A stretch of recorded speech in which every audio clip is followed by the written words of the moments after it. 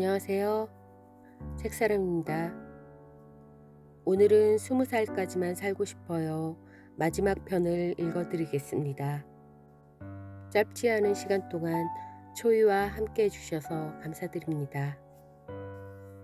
그럼 마지막 이야기 시작하겠습니다. 크리스마스가 지나고 날아온 초이의 엽서에 현주는 연한 슬픔이 배인 기쁨의 냄새를 맡을 수 있었다. 오늘 내 모습이 들어있는 사진을 모조리 없앴어요. 많지는 않지만 그동안 간직했던 사진들을 모두 모아 한 장씩 찢어 태워버렸어요. 나중에 내가 떠난 후 남겨진 사람들이 나를 잊는 건 어쩔 수 없는 슬픔으로 받아들여지는데 나 때문에 아파하는 건 싫거든요.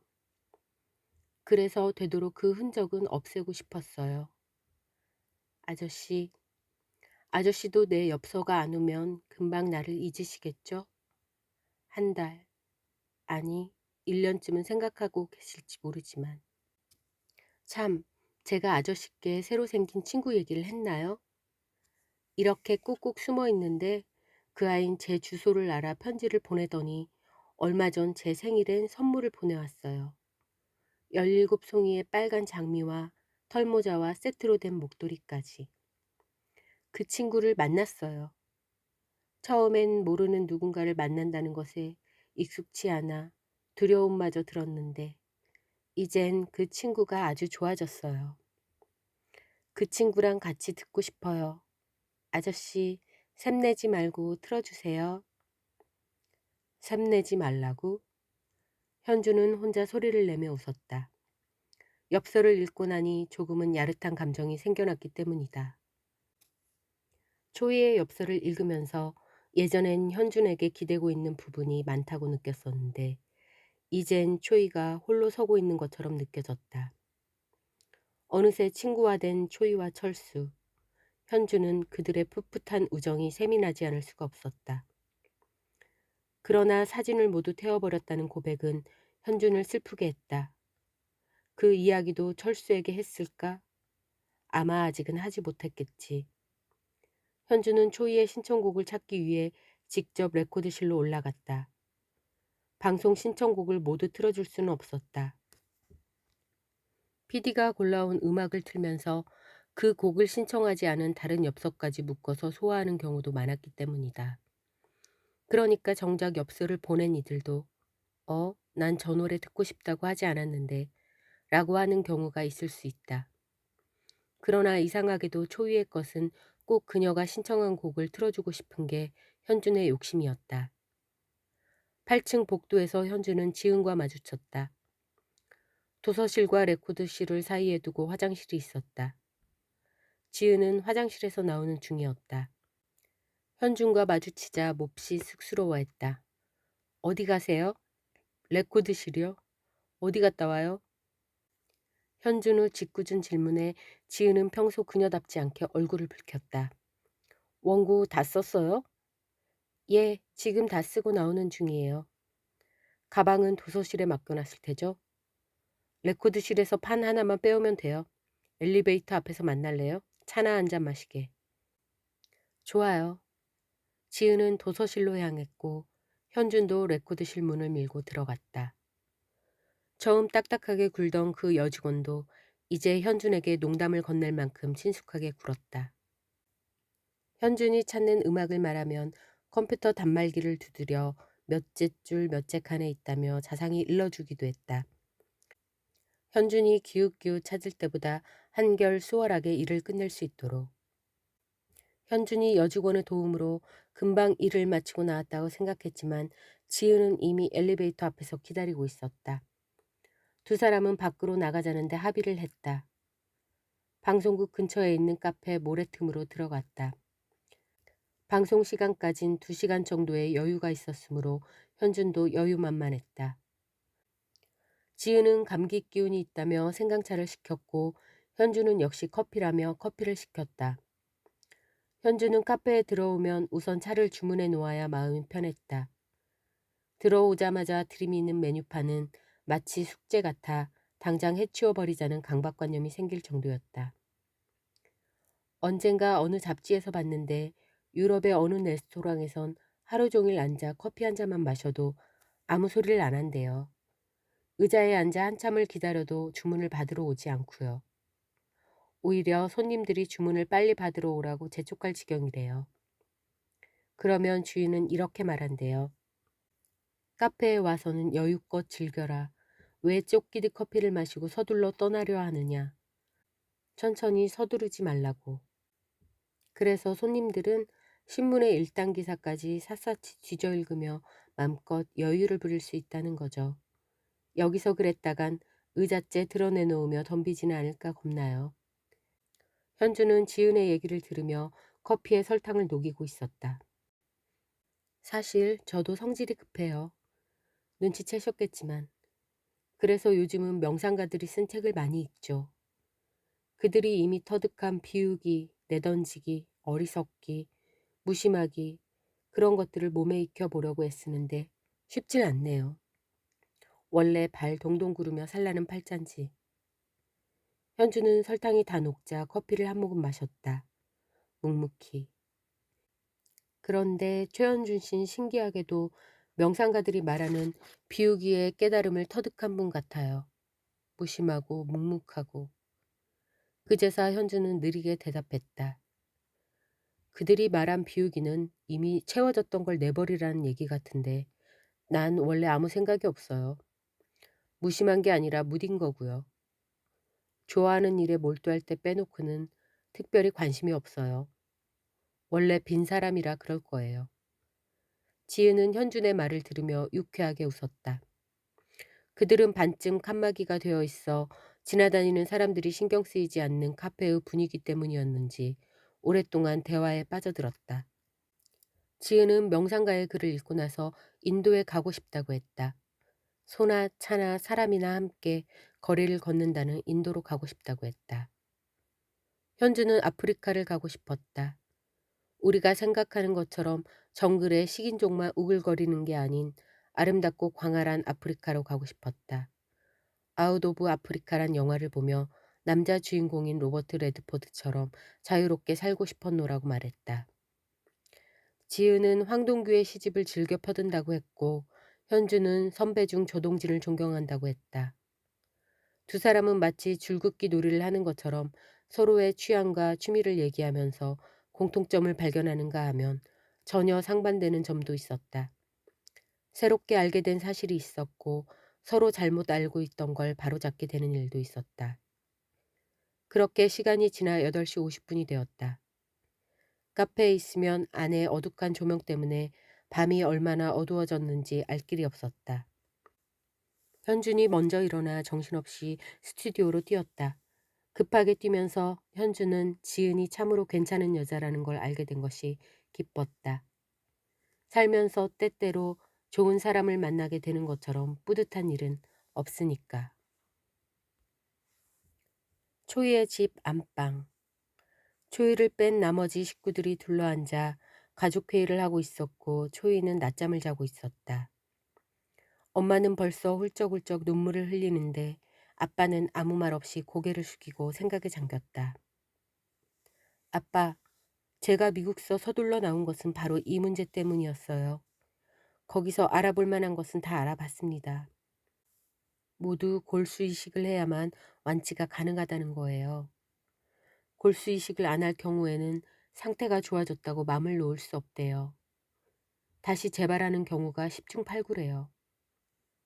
골수 이식을 하면 완치 확률이 60% 이상이라니까 적어도 반 이상이 낫는다는 얘기잖아요. 결정하세요. 골수는 골수 이식을 할 경우 거부 반응이 없어야 하는데 형제 중에 맞는 사람하고 하는 게 좋다고. 그래서 제가 나온 거예요. 저도 골수 검사를 해보고 맞으면 초이한테 이식을 시킬까 하고요. 아빠가 길게 한숨을 내쉬었다.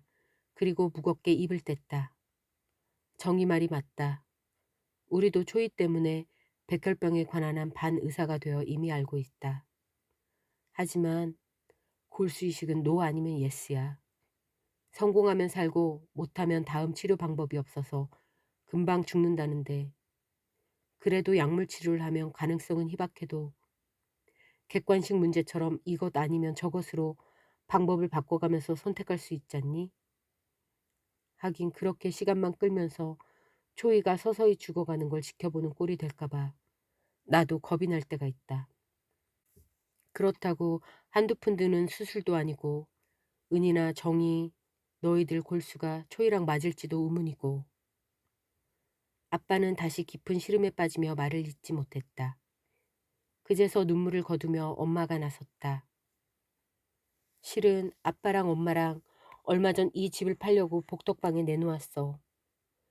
이 집이 살 때는 허름한 값에 샀어도 지금은 제법 올라 2억 가까이 되는 모양이더라.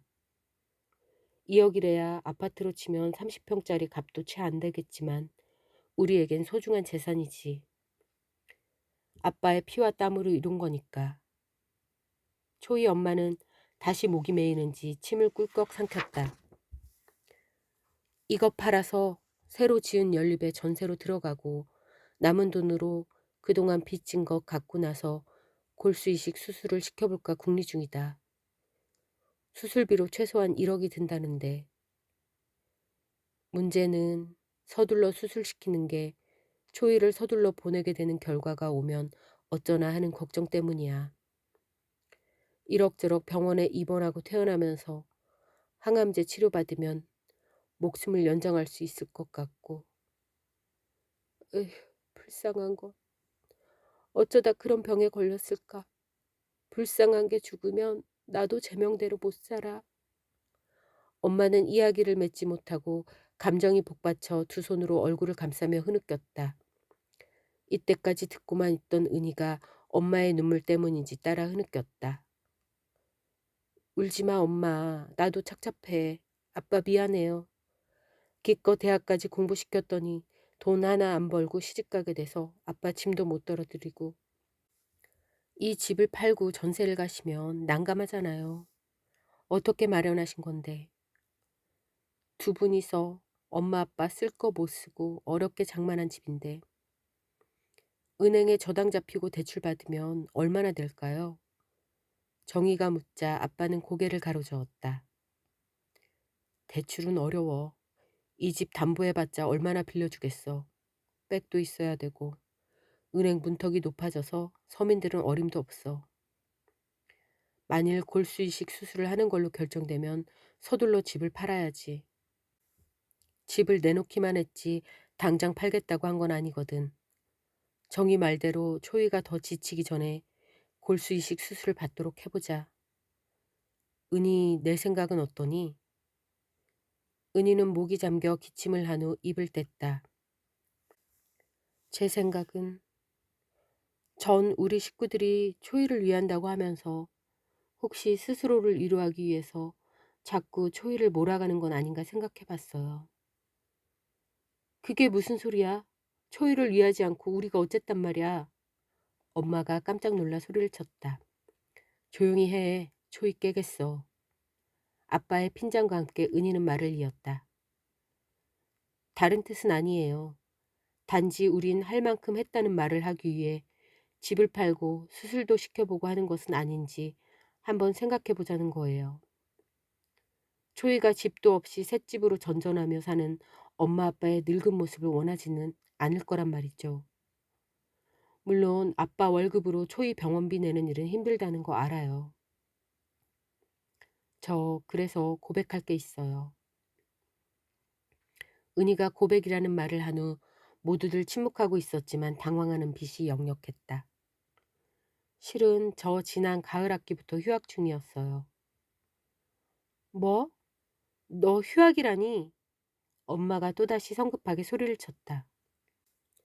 들어봅시다. 차차. 은희야, 무슨 소리냐 그게. 아빠는 침착하게 되물었지만 놀라긴 마찬가지인 모양이었다. 죄송해요. 은혼도 없이 등록금 주신 거를 가지고 선배와 공방을 차렸어요. 학교를 졸업할 때까지 아직도 들어갈 돈이 많은데 초이 병원비 마련도 힘든 아빠 엄마 짐을 덜고 싶었고 언니로서 뭔가 하고 싶었어요. 여기. 은희는 스웨터 주머니에서 통장을 꺼냈다. 그동안 모은 돈이에요. 언젠가 때를 봐서 말씀드리려고 했어요. 속이려 했던 건 아니고 단지 시간이 지난 후 말씀드리고 싶었어요. 아빠는 통장을 집었다. 손을 가늘게 떨며 안을 펼치더니 500만 원이 들어있다니 무슨 돈이냐? 엄마가 통장을 낚아채듯 가져갔다. 공방에서 번 돈이에요. 가마랑 작업실은 선배의 것인데 전 가마 뗄 때 전기료만 더 내면서 작품을 만들어서 한쪽엔 직접 가게를 꾸며 팔았어요. 공부는 때가 있다고 아빠가 말씀하셨지만 미술인이 음악에 학위가 필요한지 전 의문이에요. 미술, 음악까지도 박사학위 따려 애쓰는 게 요즘이지만 학위가 작품을 만드는 건 아니잖아요. 살면서 정말 더 공부가 필요하다 싶으면 다시 공부하면 되잖아요. 전 휴학 중인 거니까. 은희는 분명하게 소신을 펼쳤다. 엄마랑 아빠 모두 할 말을 잃었다. 정희 역시 부끄러운 듯 말을 이었다. 내가 정말 은희 볼 면목이 없다. 난 가족을 위해 뭘 했는지. 고개를 숙이는 정희에게 은희가 말했다. 아냐 언니. 이건 내가 초이를 위해서 결정했다기보다 나를 위해서였는지도 몰라. 아까 가족들이 혹 자기 자신의 위로를 위해 초이의 수술을 서두르는 건 아닌가 하고 말했던 것도 바로 이런 나의 행동에 대한 나의 질문이었어. 그러나 후회 안 해. 엄마는 은희의 손을 꼭 잡았다. 초이가 낮잠에서 깬 건 가족회의가 진행되는 도중이었다. 목이 말라서 깼는데 깨고 보니 집안이 너무 조용했다. 정희 언니가 온 후로 집안이 시끌시끌했었다. 잠에서 깨고도 몽롱한 의식 속에서 헤매던 초이는 슬그머니 일어나 거실로 나갔지만 집안에는 아무도 없는 듯 조용했다.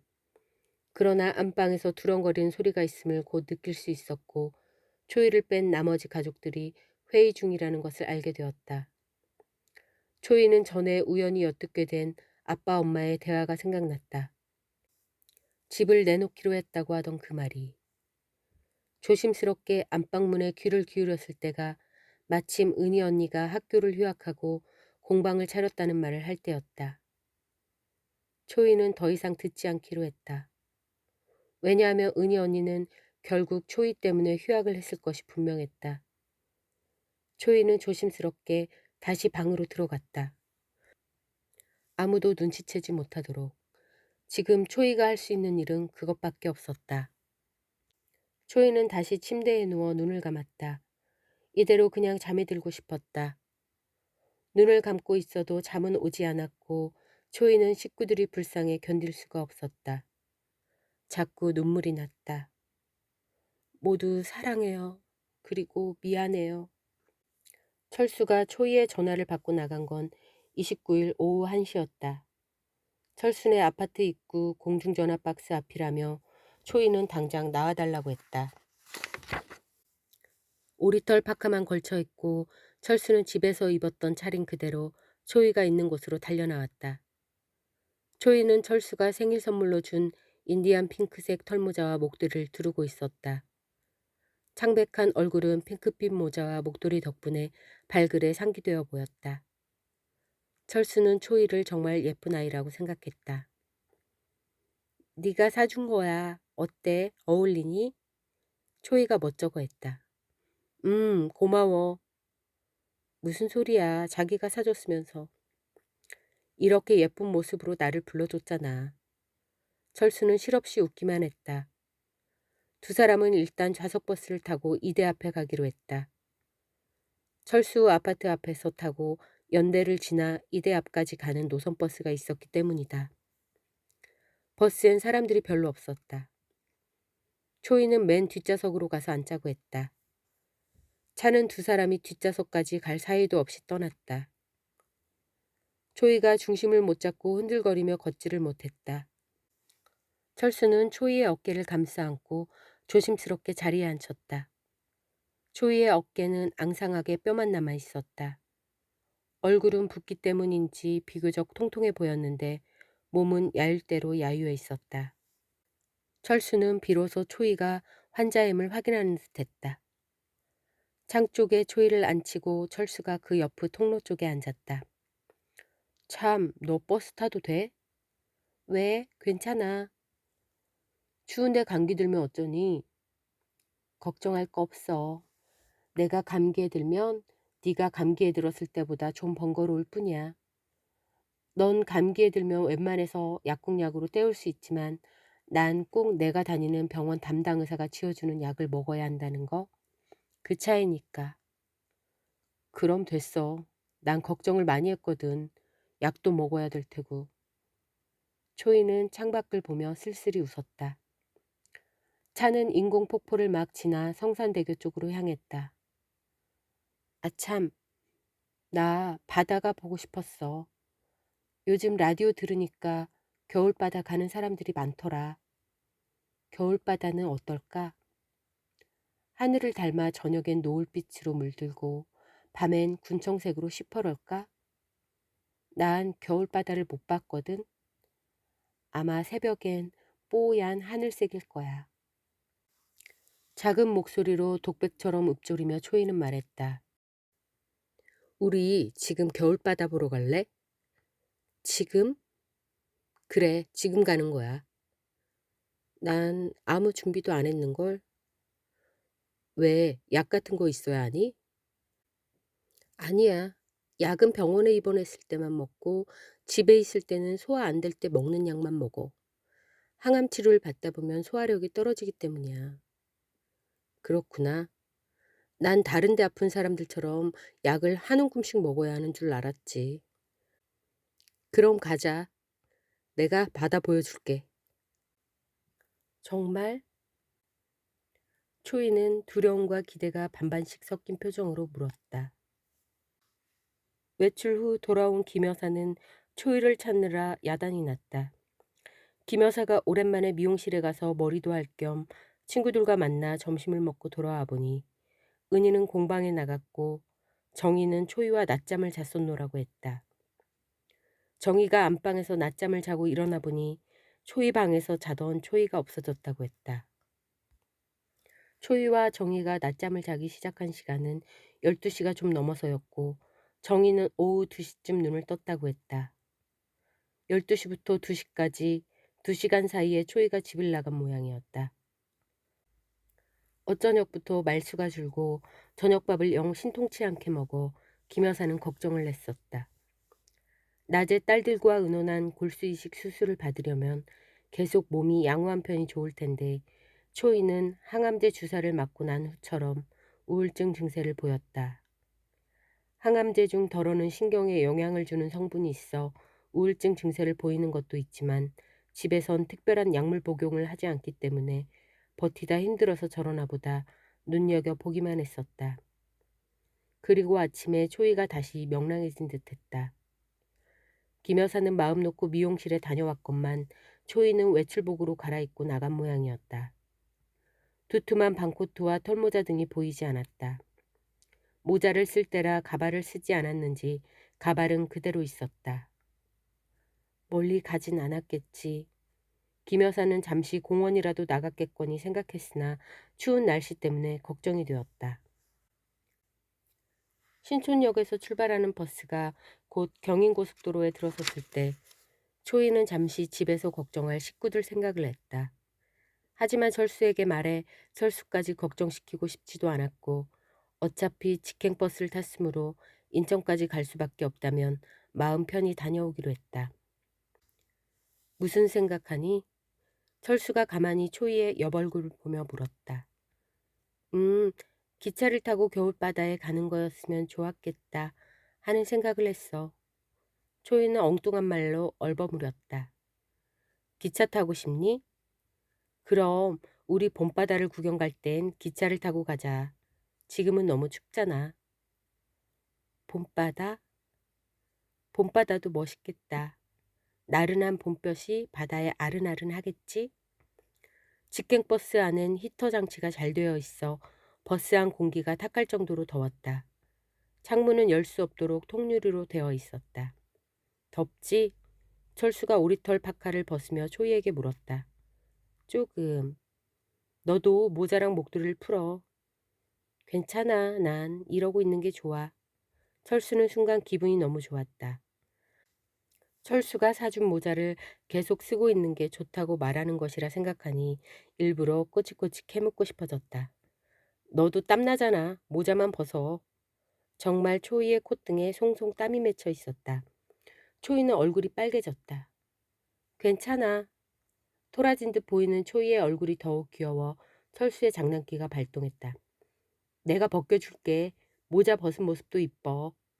철수가 초이의 모자에 손을 대려고 하자 초이가 크고 앙칼진 목소리로 소리쳤다. 싫어. 싫다는데 왜 그래? 순간 버스에 탄 사람들은 모두 그들 좌석으로 눈길을 돌렸다. 철수는 초이가 그런 표정을 지으리라고 한 번도 상상해 본 적이 없을 만큼 초이의 얼굴은 일그러져 있었다. 철수는 기가 막혔다. 도대체 모자를 벗겨주려 했던 게 뭐 그리 잘못이라고 그토록 야무지게 소리를 질러댔는지 이해할 수가 없었다. 철수는 자는 척 눈을 감았다. 아빠 말씀대로 되도록 여자와는 상대를 안 하는 게 남자의 신상에 도움이 되는 모양이라고 철수는 생각했다. 알다가도 모를 게 여자란 동물이 아닌가. 먼저 전화를 해서 만나자고 해놓고 겨울바다에 가자고 꼬드긴 건 누군가. 물론 철수가 더 설쳐대긴 했지만 그래도 다 초이가 보고 싶다 했으니까 나선 길인데 이 많은 사람들 앞에서 그처럼 망신살을 뻗치게 만들다니 철수는 한숨이 절로 나왔다. 화났니? 미안해. 눈을 감고 있는 철수에게 초이가 속삭이듯 말했다. 철수는 못 들은 채 대꾸를 하지 않았다.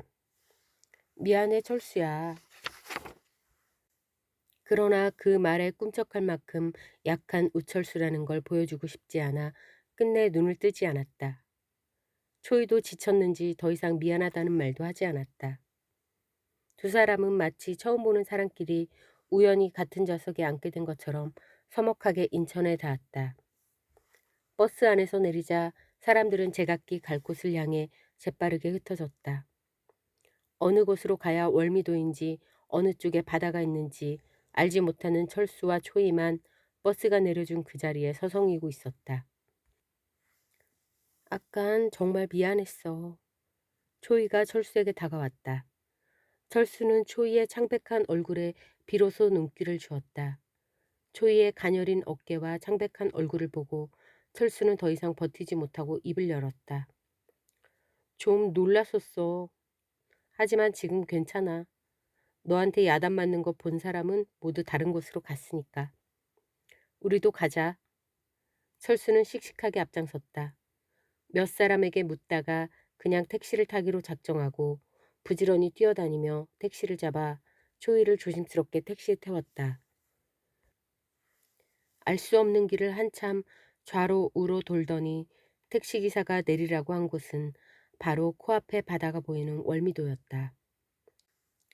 잡지 컬러 화보에서 몇 번 본 적이 있는 카페의 간판들과 질비하게 늘어선 횟집이 바다와 좋은 대조를 이루고 있었다. 바람 때문에 바닷가의 체감 온도는 실제 온도보다 훨씬 낮은 모양이었다. 직행버스를 타기 전이나 내렸을 때보다 월미도의 바람은 매웠다. 저기 보이는 해밍웨이로 갈까? 철수는 카페 간판을 가리키며 초이에게 물었다. 조금 있다가 들어가자. 아직은 안 추워. 바다를 더 보고 싶어. 초이가 철책 난간에 바싹 기대어 바다를 바라볼 때 철수는 그 곁에서 초이를 바라보고 있었다. 이렇듯 천사 같은 아이가 아까는 왜 그토록 무섭게 소리쳤을까 믿어지질 않았다. 철수의 시선을 느낀 초이가 철수 쪽으로 얼굴을 돌리며 웃었다. 왜? 아니야. 네가 참 예뻐서. 초이는 입을 꼭 다물고 말을 못했다. 잠시 후 초이가 입을 열었다. 난 있지. 내가 왜 일찍 죽어야 하는지 모르겠어. 이처럼 아름다운 바다를 두고 하늘을 두고 왜 나만 먼저 떠나야 하는지. 어디엔가 신이 있다면 묻고 싶어. 왜 나냐고. 하필 왜 나를 선택했느냐고. 차분히 낮은 음성으로 속삭이듯 말한 초이지만 그 속에 들어있는 분노의 감정은 물결치는 파도만큼이나 거세게 일렁임을 철수는 알 수 있었다. 내가 아까 왜 버스에서 그토록 화를 냈는지 궁금할 거야. 아니야, 괜찮아. 내가 무례했던 거야. 친할수록 가까울수록 예의를 지켜야 했던 건데. 철수가 자신의 실수가 있었음을 인정했지만 초이는 듣지 않았다. 그렇지 않아. 사실 내가 모자를 안 벗었던 건 아니지. 못 벗었던 건 난 지금 머리가 없어. 강수연이 영화 촬영할 때 삭발을 했다지만 난 암과 싸우느라 보이지 않는 내 속의 적들과 싸우느라 머리가 다 빠져버렸어. 철수는 다시 또 바보 같은 질문을 하고 말았다. 단발이었잖아. 깜찍한 클레오파트라 머리를 하고 공원에서 나를 만났었잖아. 초이는 씁쓸히 웃었다. 그것은 울음과도 같은 아주 슬픈 웃음이었다. 가발이야, 그건. 추울 때 가발을 쓰는 것보다 모자를 쓰는 편이 나을 것 같아서 모자를 썼던 거야, 오늘. 철수는 말문이 막혔다. 더 이상 무슨 말을 꺼낼 수 있겠는가. 바보야, 이우철수. 넌 왜 그렇게 아둔하며 어쩜 저 아이의 가슴을 그토록 아프게 할 수 있단 말이니. 철수는 당장 바다에 뛰어들고 싶었다. 철수가 초이 곁으로 다가갔다. 초이야, 이 손으로 네 분이 풀릴 때까지 날 마구 때려봐. 철수는 초이의 희고 긴 손을 잡아 자신의 뺨을 때리는 신용을 했다. 그러지 않아도 돼. 어머 철수 너 춥구나. 뺨이 차갑다. 초이는 손으로 철수의 뺨을 만졌다. 초이의 손이 철수 뺨에 닿는 순간 철수는 몸 전체가 그 자리에 얼어버린 듯했다. 김 여사가 초이 아빠에게 전화를 한 건 5시를 넘어 6시가 다 돼가는 시간이었다. 조금만 더 미루다가 결국 걸면서도 혹시 거기에 있을지 알 수 없다는 기대감이 없지 않았다. 그러나 퇴근 시간이 임박해 초이가 없어졌다는 전화를 받은 초이 아빠는 화를 버럭버럭 내며 집안에서 아이를 돌보지 않고 웬 퍼머냐고 펄펄 뛰었다. 김 여사는 초이가 집을 나가다니 이해할 수가 없었다. 오죽 답답했으면 그랬을까. 외출도 하고 싶었겠지. 좋게 생각했지만 시간이 지날수록 방정맞은 생각이 들어 안절부절 못하고 있었는데 초이 아빠까지 김 여사를 몰아세우니 속이 터질 것만 같았다. 이럴 바에 차라리 내가 죽겠다며 울고불고 하다가 김 여사는 심장이 멎을 것 같아 우황청심환을 입에 털어넣었다. 초이 아빠는 6시 전에 퇴근을 하겠으니 혹시 전화가 올지 모른다며 꼭 전화를 받으라고 김 여사에게 신신당부를 했다. 설마 병이 얼른 낫지 않는 게 비관되어서 집을 나간 건 아니겠지. 그렇다면 난 정말 죽는다. 불안감 때문에 자꾸 이런저런 말을 늘어놓는 김 여사는 마침 전화벨이 울리자 정신이 번쩍 났다. 엄마야? 그래, 어디니? 나 작업실에서 작업하는 중이지. 그제서야 초이가 아니고 은이라는 것을 안 김 여사는 맥이 쭉 빠졌다. 초이는 도대체 지금 어디에서 무엇을 하고 있다는 말인가? 카페 해밍웨이는 밖에서 보는 것보다 그리 넓지 않은 곳이었다. 실내는 벽돌을 쌓은 대로 시멘트로 마무리를 안 한 채 흰 페인트를 칠해놓은 벽과 작은 나무 선반 위엔 몇 권의 책이 꽂혀 있고 책 옆엔 사진이 담긴 액자가 놓여 있었으며 불을 지피지 않은 벽난로도 있었다. 알던 친구 집에 놀러 온 기분이 들었다. 낮은 탁자와 등받이 의자에 깊게 기대어 초이와 철수는 마주 앉았다. 음악은 이글스의 새드 카페가 흐르고 초이의 우유와 철수의 커피가 탁자 위에 놓여 있었다. 철수는 뜨거운 커피를 조심스럽게 한 모금 마셨으나 초이는 꿈을 끄듯 한 곳을 응시한 채 움직이지 않았다. 힘드니? 아니야, 좋아서. 너무 좋아서 그래. 나도 이런 카페에 앉아 데이트를 해보고 싶었거든. 철수는 초이가 해보고 싶던 것을 했다는 말에 정말 이곳에 데려오길 잘했다고 생각했다. 난 그래도 행복한 거야. 만일 내가 어느 날 교통사고로 죽었다면 이처럼 많은 사람들의 사랑을 느낄 수 있었을까? 엄마, 아빠, 언니들. 그리고 넌 글쎄 좋은 추억으로 간직하고 싶은 게 내 작은 소망이야. 여자는 남자의 마지막 사랑이 되고 싶고 남자는 여자의 첫사랑이 되고 싶어 한다고 그러더라. 네가 날 마지막 사랑으로 간직한다는 거 그건 거의 불가능한 일이겠지.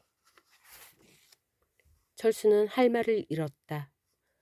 지금 심정으로 난 너 초이 아니면 아무도 필요 없다고 외치고 싶지만 초이가 가고 나면 세월이 흘러 대학에 들어가고 또 어른이 되면 초이는 희미한 옛사랑의 그림자가 될지 알 수 없는 일이다.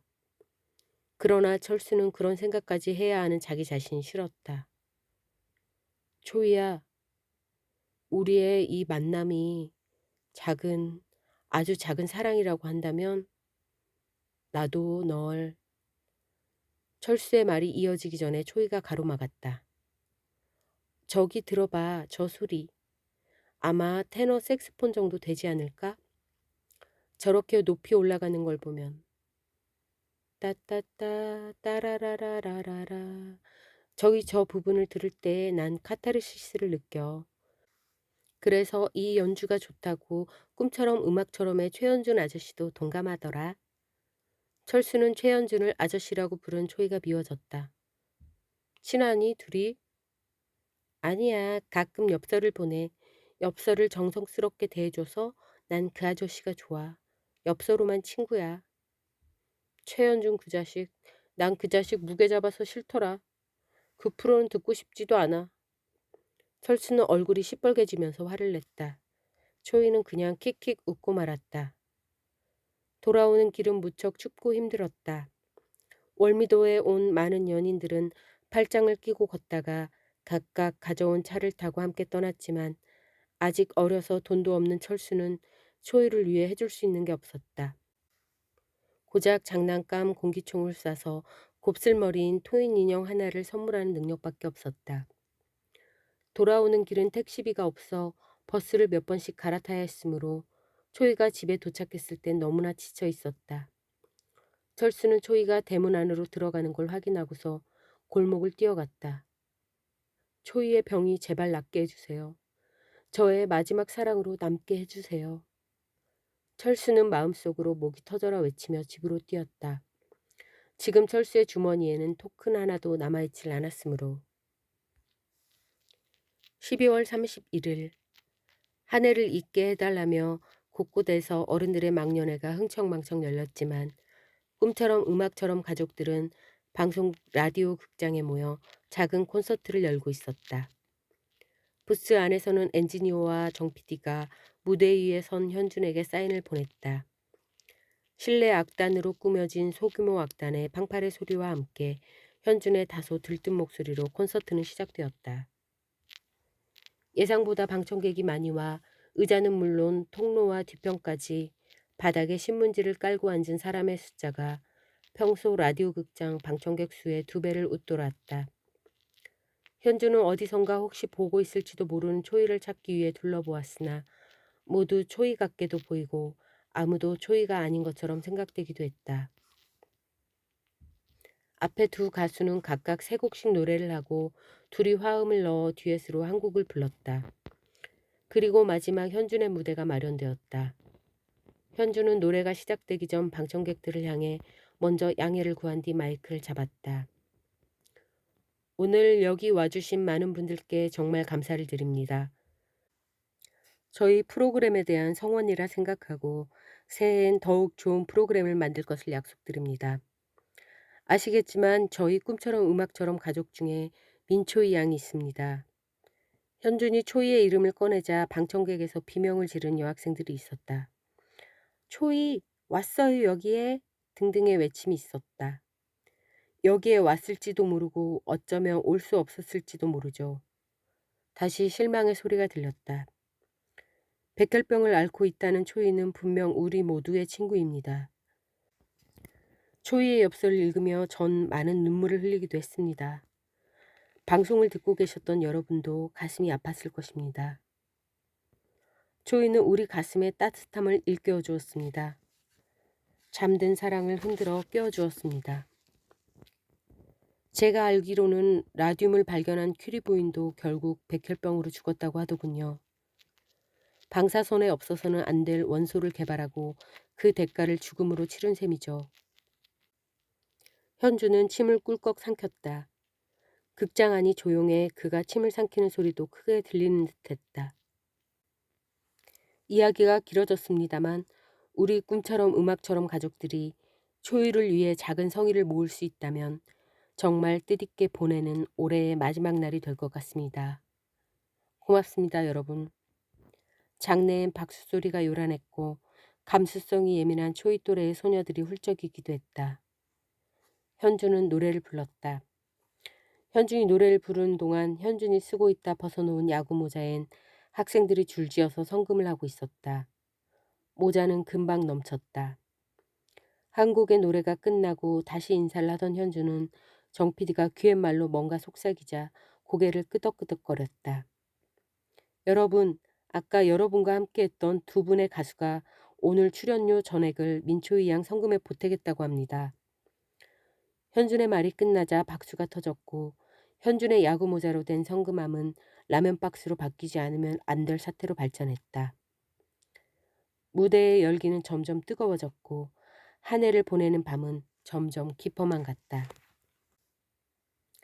철수에게 다시 초이로부터 연락이 온 것은 초이와 월미도를 다녀온 보름 뒤였다. 그동안 철수는 몇 번이나 궁금해서 초이 집에 전화를 할까 망설였었다. 용기를 내어 서너 번 했었으나 번번이 받는 사람이 없어 기다리다 끊어야 했다. 다시 병원에 있어야 하는 기간인가 보다 짐작을 했는데 보름 만에 연락이 온 것이다. 철수야, 전화 받아라. 평소 여자 전화를 선뜻 바꿔주는 철수 엄마는 소리를 질렀다. 초이나란다. 어서 받아봐. 철수는 그 소리에 놀라 거실로 뛰어나갔다. 무선 전화기에 수화기를 들고 방으로 가는 철수 뒷꼭지에 대고 엄마는 일부러 섭섭함을 잔뜩 담아 소리쳤다. 아들 키워봐야 소용없어. 지 여자친구 생기니까 전화도 몰래 받으려고 하고 나쁜 놈 같으니라고. 방에 들어온 철수는 조심스럽게 수화기에 귀를 댔다. 여보세요? 우철수입니다. 목소리의 주인공은 분명 초이가 아니었다. 잔뜩 가라앉은 그 목소리는 나 은희야. 아, 예. 누나 웬일이세요? 응, 우리 초이가 병원에 있어. 괜찮다면 와줄래? 예, 그럼요. 어디요? 몇 호죠? 아, 지하 대기실요. 예, 알았습니다. 전화를 끊자마자 총알처럼 튀어나가던 철수는 그제서야 위에 파카를 걸치지 않은 것을 알고 다시 현관문을 열고 들어왔다. 저놈 봐. 지 엄마가 죽어도 저렇게 정신없진 않을 거야. 얼마나 쫓아다닌 여자친구야. 아주 정신이 놨구만. 쯧쯧 혀를 차면서 엄마가 잔소리를 해댔다. 철수는 다녀오겠습니다. 인사말을 남기고 현관문을 급히 닫았다. 병원 지하실에 있다는 보호자 대기실에 철수가 도착한 것은 전화를 받은 지 1시간 만이었다. 두리번거린 철수를 먼저 알아본 건 초이 아빠였다. 철수 왔구나. 여기다. 철수는 인사를 꾸벅하며 초이 아빠가 있는 곳으로 갔다. 가까이 가보니 식구들이 모두 거기에 있었다.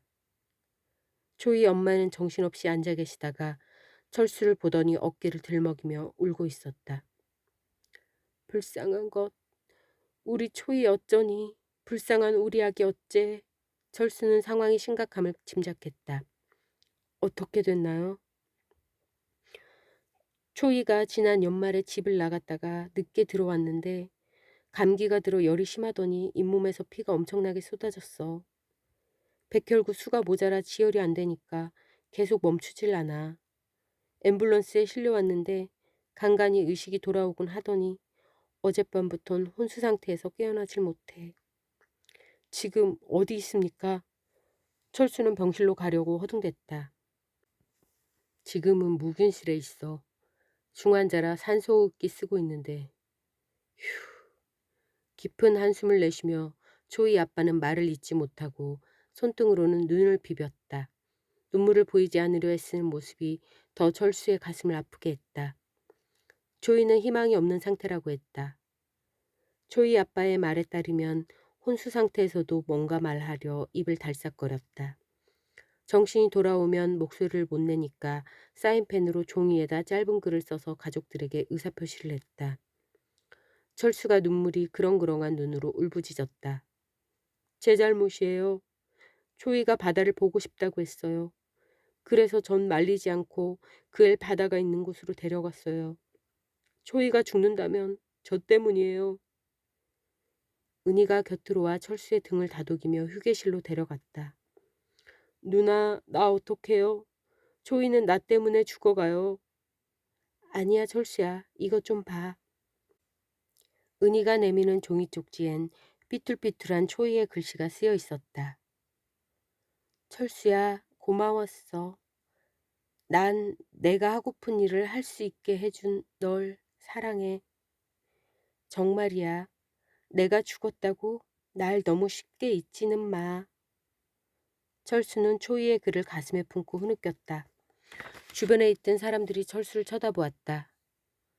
철수는 인천으로 가던 버스 안이 생각났다. 더 잘해줄걸. 한번 안아라도 줄걸. 철수는 초이가 20살이 될 때를 기다리기로 했었다. 성인식이 끝나고 초이의 입술에 입맞춤을 해주리라 생각했었다. 이젠 초이의 입에 입맞춤을 영영 못하게 될지 모른다. 초이의 앙상한 어깨를 조금 더 따뜻하게 감싸줄 것을. 철수는 은희에게 한 번만이라도 초이를 볼 수 있게 해달라고 했으나 끝내 철수는 초이를 볼 수 없었다. 초이는 식구들에게 하나씩 그녀가 쓰던 물건을 나눠주었다고 한다. 철수에겐 초이가 듣던 소형 라디오를 선물로 남겼고 최현준 아저씨에게 대신 전해달라며 나비 모양의 머리핀을 남겨놓았다. 철수는 초이의 마지막 선물을 가슴에 품듯 파카 안주머니에 넣었다. 병원을 나와 버스를 기다리며 철수가 올려다본 겨울 하늘은 아주 냉정하게 거기에 있었다. 얼어붙은 초생딸과 함께. 버스 정류장을 그냥 지나쳐 걸으며 얼마 전 일기장에 적어놓았던 마종기 시인의 바람의 말을 읊조렸다. 횡단보도의 빨간 불빛이 파란 불빛으로 바뀌는 걸 보고 건너려던 철수의 어깨를 누군가 정답게 툭 쳤다. 철수는 흠칫 놀라 돌아보았다. 그러나 그것은 바람이었다. 철수는 파카 안주머니를 더듬어 라디오를 꺼냈다. 파워를 누른 후 헤드폰을 귀에 꽂은 철수는 막 시작되려는 꿈처럼 음악처럼 시그널 음악 소리를 들을 수 있었다. 2월 1일 햇볕이 만져질 듯 반짝였지만 아직 끝나지 않은 추위 때문인지 바람은 차가웠다. 강변을 달리던 현주는 차 안에서 오늘 밤 무슨 말로 오프닝 멘트를 할까 궁리를 하고 있었다. 얼핏 돌아가지 않는 머리에 기름치듯 주머니에서 담배를 찾던 현주의 손에 딱딱한 무엇이 잡혔다. 꺼내보니 초이가 남기고 간 나비 모양의 머리핀이었다. 20살까지 살고 싶다던 17의 소녀가 18번째 봄을 맞으려고 샀을지 모르는 나비 모양의 핀. 현주는 그 핀을 장발인 자신의 앞머리칼에 달고 원효대교로 올랐다. 아하 그래. 오늘 오프닝은 봄에 대해서 이야기하자. 17 소녀가 기다렸을 20살이 되는 해 봄에 대해. 정 PD와 현주는 철수로부터 초이의 죽음을 전해 듣고 초이를 위해 마련했던 꿈처럼 음악처럼 가족들의 성금은 초이보다 더 어린 나이에 어두운 병실에서 병과 싸우는 여린 생명에게 전하기로 했다. 그것은 초이의 뜻이기도 했을 테니까. 초이여 안녕. 초이가 그리던 20살이여 영원하라. 스튜디오에 도착한 현주는 또 다른 초이를 만나기 위해 엽서를 들고 스튜디오로 향했다.